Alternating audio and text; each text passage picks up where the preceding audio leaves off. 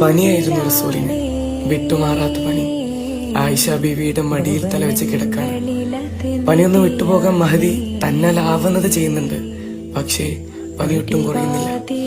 ജിബ്രീൽ അലൈഹിസ്സലാത്തു വസ്സലാം വന്നിട്ട് ചോദിച്ചു, നബിയെ, പുറത്ത് അസ്രായേൽ നിൽക്കുന്നുണ്ട്, അങ്ങേക്ക് സമ്മതാണെങ്കിൽ അങ്ങയുടെ റൂഹിനെ കൊണ്ടുപോകാൻ അള്ളാഹുവിന്റെ കൽപ്പനയുണ്ട്. നബി തങ്ങൾ സമ്മതം മൂളി. അസ്രായേൽ അലൈഹിസ്സലാത്തു വസ്സലാം തങ്ങളുടെ റൂഹിനെ പിടിക്കാൻ തുടങ്ങി. തങ്ങളെ വേദന സഹിക്കാൻ കഴിയാതെ പറഞ്ഞു, പിടിക്കണേ.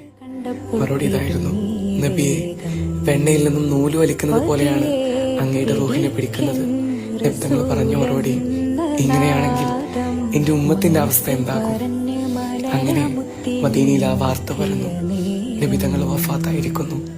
എവിടെയും സങ്കടങ്ങൾ അലത്തല്ലി. ആർക്കും വിശ്വസിക്കാനായില്ല. ആരാണ് എന്റെ നബി വഫാത്തായി എന്ന് പറയുന്നത്? അവരുടെ തല ഞാൻ വെട്ടുമെന്ന്